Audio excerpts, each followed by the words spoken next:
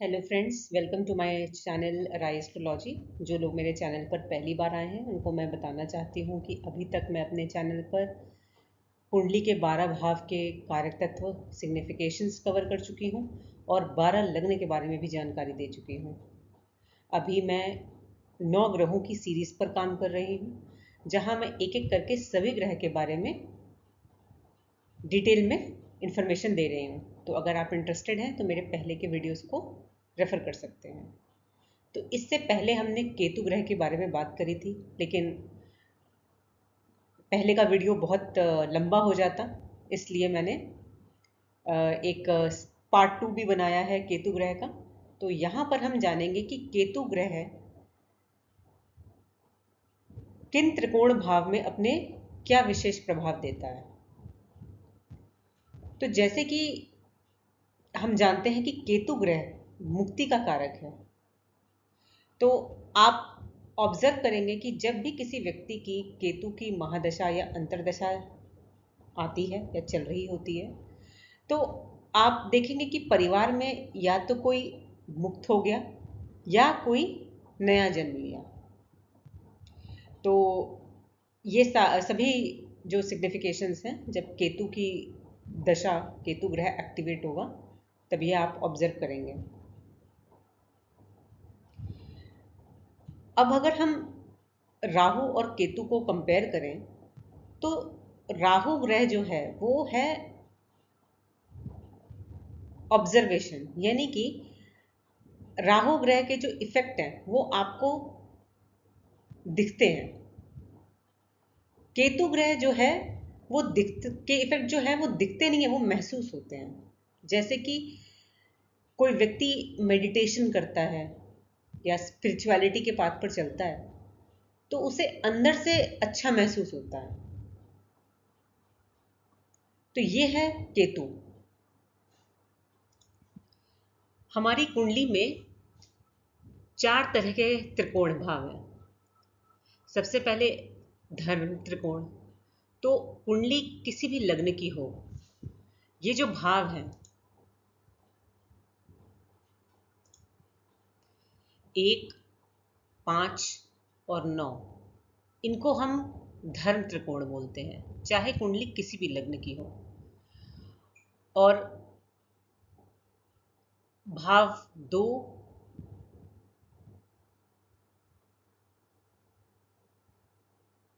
6 और 10, इनको हम अर्थ त्रिकोण बोलते हैं। भाव 3, 7 और 11 को हम काम त्रिकोण बोलते हैं, जो कि इच्छा पूर्ति से रिलेटेड होता है। और 4, 8, 12 को मोक्ष त्रिकोण बोलते हैं। तो केतु ग्रह की जो बेस्ट प्लेसमेंट है, जहां केतु सबसे ज़्यादा कंफर्टेबल फील करता है, वो है धर्म त्रिकोण 1, 5, 9।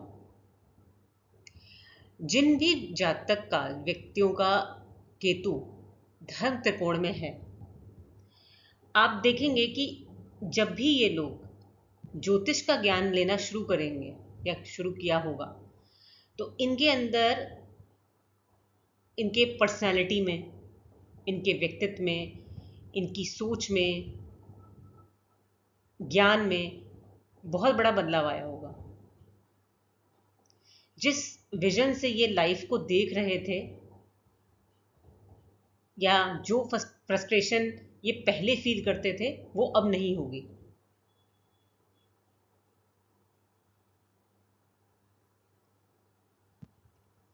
ज्योतिष के ज्ञान के बाद इनको समझ में आएगा कि मतलब ये ज्ञान दूसरों को समझने में हेल्प करेगा। जैसे कि अगर कोई इनके साथ मिसबिहेव करेगा, तो ये लोग इस तरीके से सोचेंगे कि ये व्यक्ति खराब नहीं है, इसके ग्रह खराब होंगे, इसलिए ये ऐसा बिहेव कर रहा है। अब अगर हम मोक्ष त्रिकोण की बात करें, भाव 4, 8, 12, ये यहाँ पर भी केतु कंफर्टेबल फील करता है, क्योंकि जो 12वां भाव है वो एनीवे मोक्ष का भाव है। तो यहाँ पर इस त्रिकोण में भी केतु बहुत कंफर्टेबल फील करता है। और ऐसे व्यक्तियों को ज्योतिष, एस्ट्रोलॉजी ज़रूर पढ़नी चाहिए, क्योंकि ज्योतिष या स्पिरिचुअलिटी इनके जीवन का बहुत बड़ा हिस्सा है।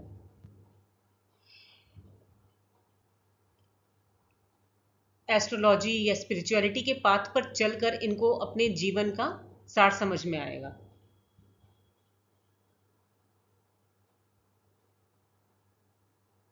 और ऐसे व्यक्ति जिनका केतु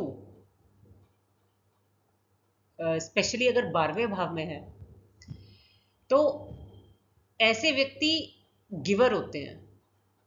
और अगर ऐसा व्यक्ति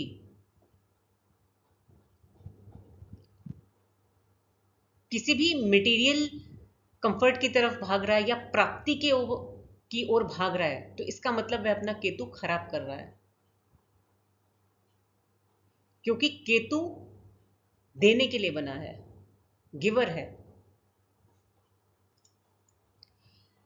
अब अगर हम बात करें काम त्रिकोण की, जो कि इच्छा पूर्ति से जुड़ा है, यहां पर केतु कंफर्टेबल फील नहीं करता है, क्योंकि ये भाव जुड़े हैं आपकी डिजायर से, और केतु को जुड़ा है गिवर।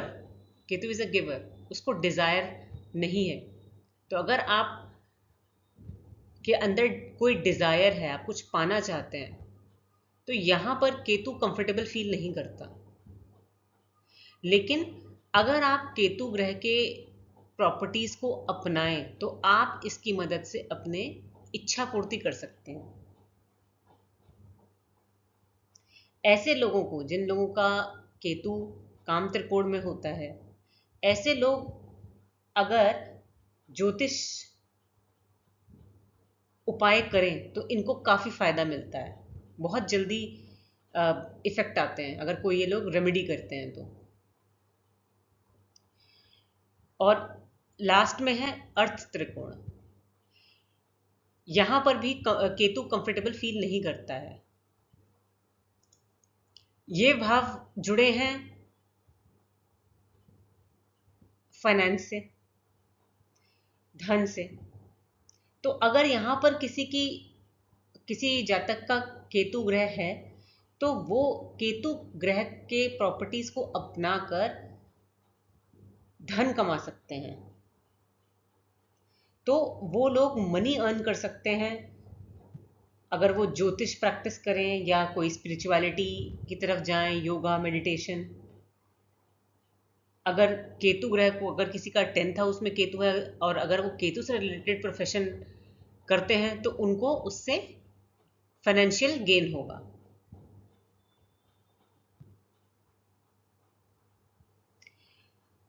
अब एक इंपॉर्टेंट बात और, अगर किसी व्यक्ति का केतु 9th हाउस में है धर्म त्रिकोण में, तो केतु क्या है? हमारे एंसेस्टर्स। तो इस भाव में अगर व्यक्ति जो पीढ़ी दर पीढ़ी कुछ रीति रिवाज चले आ रहे हैं उनको नहीं निभाता या अपने एंसेस्टर्स की रिस्पेक्ट नहीं करता, तो इसका मतलब है अपना केतु खराब कर रहा है। तो यहाँ पर बहुत ज़रूरी है कि वह अपने एंसेस्टर्स की रिस्पेक्ट करे। जो जनरेशन टू जनरेशन कुछ रिचुअल्स चल रहे हैं उनको वो निभाए, तो वह अपना केतु से बेनिफिट ले पाएगा। अगर आप केतु ग्रह के फल को कुंडली के हर भाव में समझना चाहते हैं, तो कॉन्सेप्ट को समझने की कोशिश करिए। ये जानना बहुत ज़रूरी है कि केतु ग्रह के सिग्निफिकेशंस क्या हैं और जिस भाव में बैठा है उस भाव के क्या क्या सिग्निफिकेशंस हैं। और उसके बाद ये देखना होगा कि अच्छे फल होंगे या बुरे फल होंगे, वो उस पर निर्भर करेगा कि वो किस राशि में बैठा है। तो ये इन्फॉर्मेशन मैं अपने पहले के वीडियो में कवर कर चुकी हूँ, जो कि केतु ग्रह के बारे में था कि केतु किन राशियों के साथ या किन ग्रहों के साथ मित्रता का भाव रखता है। तो फॉर एग्जाम्पल अगर मैं बताऊं, अगर केतु फर्स्ट हाउस में है, यानी कि पहले भाव में है कुंडली के। तो आप केतु के सिग्निफिकेशंस याद रखिए। और फर्स्ट हाउस क्या है हमारा? फर्स्ट हाउस रिप्रेजेंट करता है हमारी बॉडी को, पर्सनालिटी को। और केतु क्या है? डिटैचमेंट का कारक है। तो ऐसे व्यक्ति जो होते हैं वो मटेरियलिस्टिक वर्ल्ड से थोड़ा दूर होते हैं। वो स्पिरिचुअल भी हो सकते हैं और उनका जो स्वभाव है वो सीक्रेटिव हो सकता है। और क्योंकि केतु जो ग्रह है वो डीप लर्निंग और रिसर्च का कारक है, तो ऐसे व्यक्ति जो भी पढ़ते हैं किसी भी सब्जेक्ट को, वो बहुत डीपली, बहुत ही डिटेल में पढ़ते हैं। तो इस तरीके से आप फल निकाल सकते हैं। तो ये देखना भी ज़रूरी है कि जिस राशि में बैठा है वो उसके लिए शुभ स्थिति है या अशुभ है। और राहु और केतु केंद्र और त्रिकोण में उनकी जो पोजीशन है वो काफ़ी अच्छी मानी जाती है अगर वह अकेले बैठे हैं तो। क्योंकि अगर वह किसी और ग्रह के साथ बैठते हैं तो फिर उस ग्रह के प्रभाव भी आते हैं, तो उसको भी स्टडी करना पड़ता है। लेकिन अगर हम सिर्फ अकेले केतु ग्रह को स्टडी करें तो आपको ग्रह के सिग्निफिकेशंस और भाव के सिग्निफिकेशंस दोनों आपको अच्छे से पता होना चाहिए। तो अगर आप मान लीजिए कि केतु किसी का चौथे भाव में है, तो फोर्थ हाउस क्या है हमारा? हमारी माता, हमारा घर, मकान।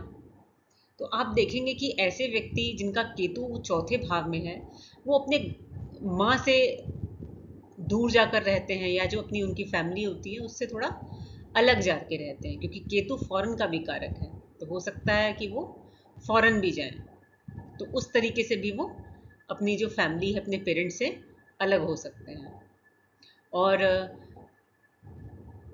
चौथा भाव जो है वो हमारी माँ का है, तो हो सकता है कि माता की जो हेल्थ है वो थोड़ी प्रभावित रहे, इम्पैक्टेड रहे। लेकिन एक बात और है कि केतु रूट्स है, केतु को रूट्स बोला जाता है। तो ऐसे लोग चाहे अपने जीवन में बहुत सालों तक भी फॉरेन में रहेंगे, लेकिन वो वापस अपनी रूट्स पर ज़रूर आएंगे। हो सकता है 5 साल बाद आएँ, 10 साल बाद आएँ, पर एक ना एक दिन वो वापस अपने रूट्स पर ज़रूर आएंगे। ऐसा नहीं कि परमानेंट सेटल हो जाए, ऐसा देखा गया है।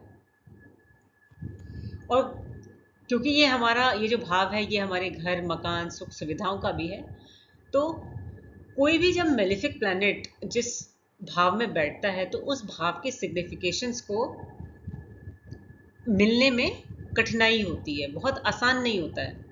तो ऐसा देखेंगे कि ऐसे लोगों को अपना घर, मकान बनाने में बहुत कठिनाई का सामना करना पड़ता है। मैंने एक ऐसी भी कुंडली देखी है जो शायद वो अपना घर, मकान 40+ के बाद बना पाए, और उसमें भी बहुत सारे चैलेंजेस उनको आते हैं। तो ऐसे व्यक्ति आप देखेंगे जिनके पास सब कुछ है, बट अगर आप उनसे जाकर उनको समझेंगे, बात करेंगे, तो पता चलेगा कि उनको बहुत चैलेंजेस आए वो चीज़ों को बनाने में।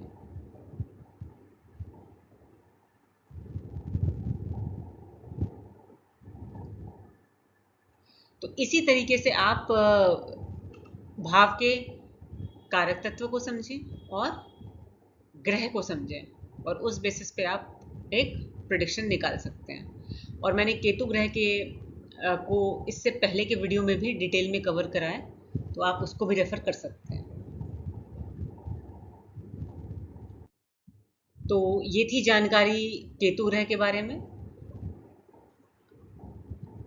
तो अगर आपको मेरा वीडियो अच्छा लगा हो तो आप इसे लाइक करें, शेयर करें और सब्सक्राइब भी करें, ताकि जब भी मैं कोई नया वीडियो डालूं तो आपके पास ऑटोमेटिक अपडेट आ जाए। आज के लिए इतना ही। Thank you.